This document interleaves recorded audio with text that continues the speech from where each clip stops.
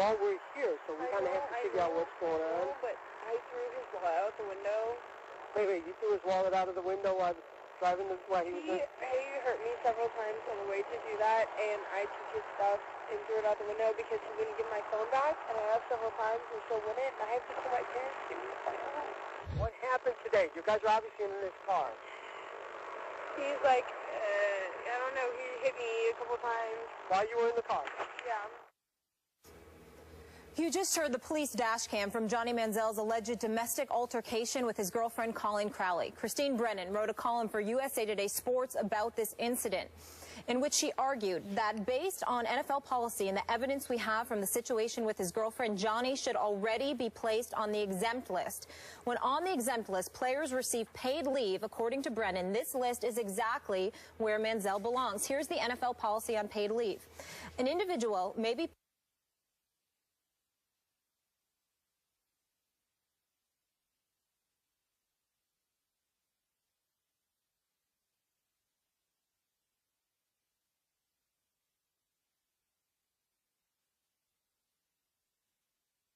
leave will last until the completion of the NFL investigation or disposition of a criminal charge. Skip, should Johnny be on the exempt list? Molly, Stephen A., yes, he should be. And I want to applaud Christine Brennan for stepping up and writing this today in today's USA Today.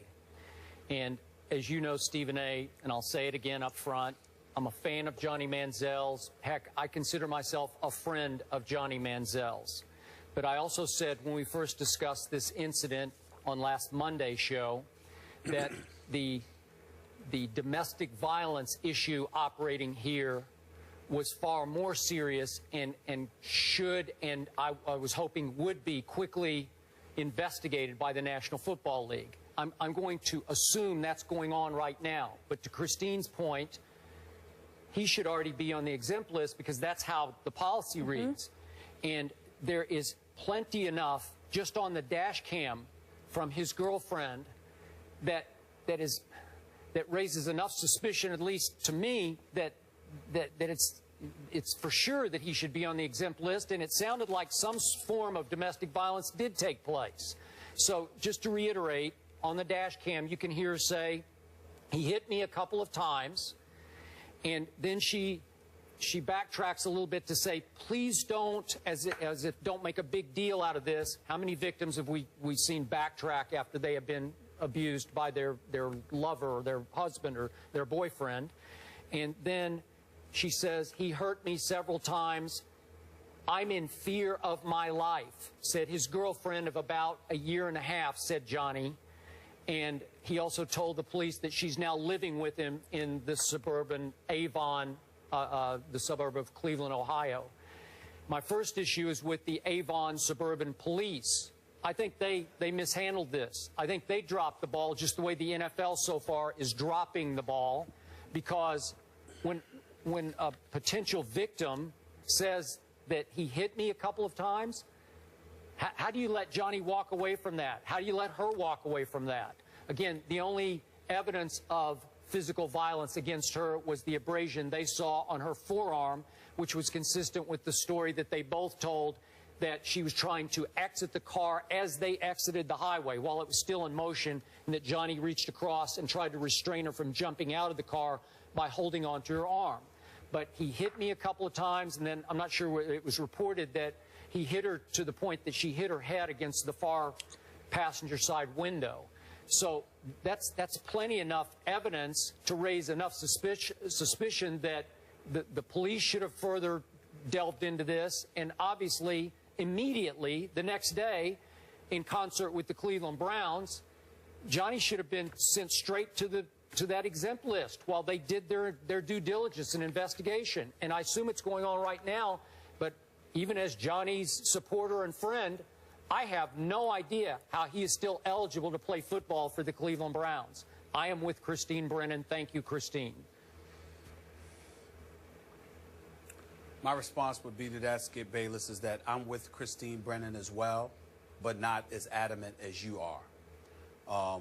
I'm an admirer of her work. I have profound respect for her and the job that she has done. I think she's one of, if not the matriarch of this business. Her willingness to bring attention to issues that obviously deserve our attention is something that's admirable and should be applauded. And I think in this particular instance, she may very well be right. But again, I'm devoid of the level of adamancy that you would throw into the equation. I would say to you that Johnny Manziel should definitely be on the commissioner's exempt list because clearly, first of all, you were in the substance abuse facility, for about 10 weeks just months ago. As you highlighted, Skip Bayless, he shouldn't have been drinking at all. So the fact that he and his girlfriend acknowledged that they was drinking, that's a problem in and of itself. That's number one. Number two, obviously something took place in the car. There is no denying that. She threw his wallet out of the window, and then she tried to jump out of the car while it was in motion. And like you highlighted, the report says that the abrasion on her forearm, her left forearm, is consistent with their story that she tried to go out the car while it was moving, and he grabbed her. Okay, so we get all of that. So I understand that. And the fact is that based on that, combined with the alcohol, combined with the fact that she has levied an accusation saying that he hit her a couple of times, I would say to you that based on that alone, Christine Brennan is absolutely right.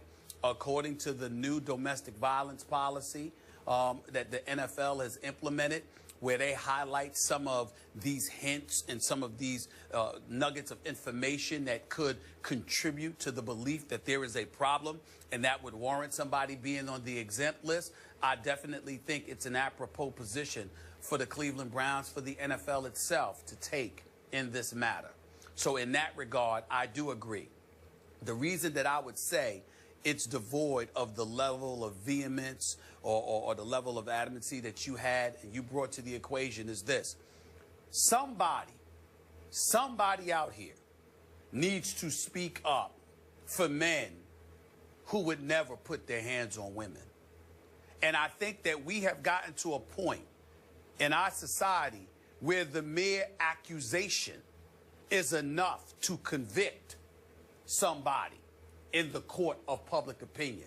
And that's where I jump off the boat. I'm not saying that's the case with Johnny Manziel, but our willingness to broach this subject and every subject like this, we are quick to sit there and come across, not this show, but I'm talking about as a society in this day and age, to attach such a strong level of guilt. And I'm not saying that's wrong, because we've been educated and we've learned that 85% of the victims of domestic issues, domestic violence, happens to be women. My response is there's 15% that involves men who are victims. We don't talk about that. There are men who have been lied on. We don't talk about that. We all know. And let's reiterate for the public at large. You a man, you got no business putting your hands on a woman. Period. You're wrong to do it. You should be arrested. You should be in jail. You should be treated like the criminal you are because you've got no business. I can say that because I've never put my hands on a woman in my life, and I don't believe any man should. Let's be clear about that. But I've also run across cases covering professional sports over the last 2+ decades where there's a few, not many, because there's far more villains than victims, but there are a few who have been lied on. And so I want to take a moment to applaud the NFL for doing its due diligence and investigating the matter to make sure that there is something here where Johnny Manziel could ultimately be put on that exempt list. I believe, based on the evidence that we've been given, it looks bad for Johnny. And even though we both support him, damn it, it looks like he should be on the exempt list. It looks like there are consequences that he should suffer. But that's just us on the outside, just looking at what's been reported. The NFL have specialists on this matter who will go to the scene, who will investigate the nuances of what took place, all the particulars, and they will draw their own conclusion. I do agree that it is something that should be done quick, fast, and in a hurry, and we should have a decision before this Sunday's game. There's no doubt about that. But I also want to caution that we have regressed to a point where just the mere accusation is enough to sully careers. And I'm saying there are men out there, a whole lot of men, that know better than making such a punk move and doing something criminal like this. There's a whole lot of men that would never do this. And there's a few of them that have been accused, and it wasn't true. I'm just saying, let's point that out as we move forward. I got it, but I don't think we've regressed. I think we've progressed to the point that we are listening to the victim. And again, the NFL is again dropping the ball. When is it going to learn? It should have jumped in and gotten to the bottom of this much quicker. Let me finish real quick here. And I feel a little guilty about what we talked about on Monday because I touched on the domestic violence issue possibility here. But remember, because Johnny's alcohol had been such an ongoing subject of contention on this show, we fixated on that on Monday. Are you with me on that? Because that's what was near and dear to us was he had just gone through, what was it, 10 weeks, 2.5 months of rehab, and it appeared to both of us that he had failed because he admitted he had had some drinks. And then he said she was a little intoxicated. And again, what I hope that we've all learned is that alcohol plays a role in many, many of the domestic violence cases here. So, to me, I had not heard the dash cam audio yet. It came out after our show on Monday. Well, and once I heard this, I mean, Stephen A., you can't for a second try to defend Johnny Manziel when she said, I'm not trying to defend him. And that's the problem. Hold on, whoa. That's the problem right there. And that's why subjects like this, you got a whole bunch of people where the subject's taboo and folks are scared to address it. I am not. I didn't hear the dash cam. Had we heard the dash cam before Monday's show, we would have addressed it. That's point number one. Point number two, I didn't sit here and try to defend Johnny Manziel. You didn't hear me say that he doesn't belong on the commissioner's exempt list. Did you not hear me say that if he is found to be guilty of such a matter, if we find evidence and it's corroborated what has been said, his behind needs to be on the exempt list. He needs to be out of the NFL. He needs to be dealt with because you don't have any business putting your hands on a woman. I recall saying all of that. But we live in this world where one sentence can get a headline and all of a sudden everybody can dilute the message. I'm not going for that. What I am saying is very clear. And by the way, don't lump me in. Don't lump yourself in. Don't lump this show in with when I use the word regress. What I'm talking about is this. I'm talking about there are a few folks out there that are not guilty of such things. So you've never put your hands on a woman. I know I haven't. We know plenty of men who haven't. Let's make sure that we disseminate that message while recognizing that there are abundance of women out there who have been victimized. They do deserve the attention. Okay. They do deserve us bringing attention to that. But the point is that in the process of doing all of that, we have gotten to a point where the leagues itself, Christine Brennan pointed out in her article, the NFL has done its due diligence. We said nothing about the National Hockey League. I brought it up months ago. Nobody has said anything about the National Hockey League and a level of due diligence they have refused to put towards the issue of domestic violence, how the Major League Baseball was late to the party because this had been going on in baseball for the last quarter century, but all of a sudden when it comes to the National Football League, and God forbid if it were the NBA, we would be all over it. I pointed that out weeks ago. So it's not us that hasn't brought attention to it.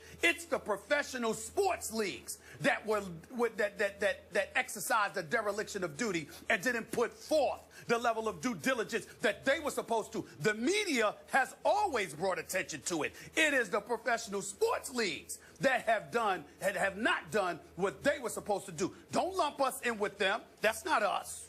That's not us. Stephen A., can I jump in here for a second? Please, Molly, please. I think there's two parts for me with this. It's unfortunate that Johnny continues to find himself in the news for everything except football. And I fear that this could be his last stop with the Browns. And I think the league has been given him a lot of chances and very patient with his off-the-field issues. Again, I look at both sides of the situation. This is a societal issue, not solely an NFL issue, but pertaining to Johnny in this situation with his girlfriend. The NFL's beefed up their staff, their discipline, their policy.